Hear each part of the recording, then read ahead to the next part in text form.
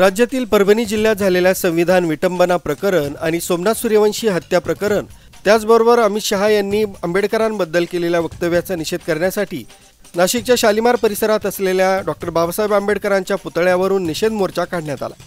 या मोर्चात शेकडो भीमसैनिक सामील झाले असून परभणीमध्ये झालेल्या संविधानाच्या विटंबना आणि सोमनाथ सूर्यवंशी यांच्या हत्या प्रकरणाचा निषेध करण्यात आला। छत्रपती शिवाजी महाराज, फुले शाहू आंबेडकरांचे फोटो हातात घेऊन मोर्चामध्ये अनेक भीमसैनिक सामील झाले आहेत।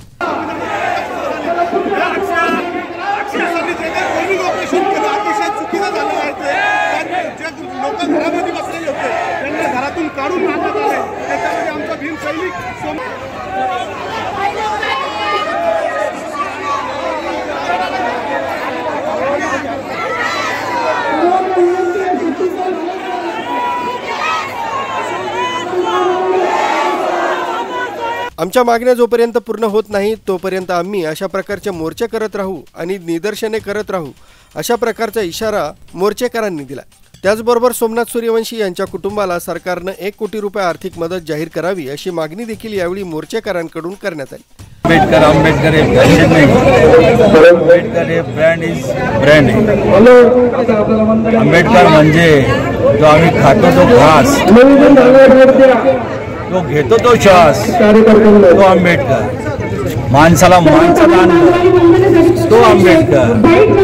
संविधानामध्ये लिहून ठेवलेल्या सर्वांना, ना कोणी छोटा ना कोणी मोठा, सर्वांना समताचा आणि सर्वांना समान सन्मान दिलेला संविधानावर ते म्हणजे आंबेडकर। परभणी जिल्ह्यामध्ये सूर्यवंशी, शहीद सूर्यवंशी एक भीमसैनिक, याला अमानुष पद्धतीने पोलिसांनी मारझोड करून त्याचा मृत्यू पडलेला आहे।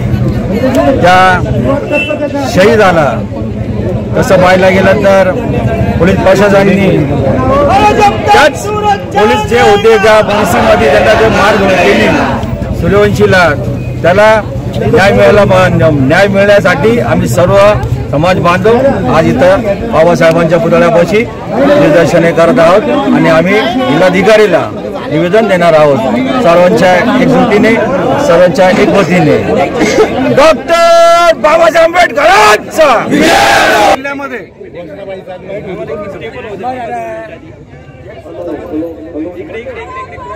महाराष्ट्राच्या परभणी जिल्ह्यामध्ये सोमनाथ सूर्यवंशीची जी हत्या झाली, त्या हत्येच्या निषेधार्थ नाशिक शहरातील सर्व बहुजन समाज, दलित समाज सगळे एकवटून या डॉक्टर बाबासाहेब आंबेडकरांच्या पुतळ्यासमोर मोठा धरण्याचा कार्यक्रम केलेला आहे आणि याद्वारे या सरकारला, या महाराष्ट्र सरकारला खऱ्या अर्थानं जाब विचारण्यासाठी आम्ही या ठिकाणी सर्वजण जमलेलो आहे। या ठिकाणी आम्ही सर्वांनी निर्णय घेतला, सोमनाथ सूर्यवंशीला न्याय मिळाला पाहिजे। सोमनाथ सूर्यवंशी जी हत्या झाली त्या हत्येला न्याय मिळाला पाहिजे आणि म्हणून आम्ही हे सर्व दलित बांधव एकत्र आहोत। मोर्चामधून आढावा घेतलाय आमचे प्रतिनिधी सागर गायकवाड यांनी।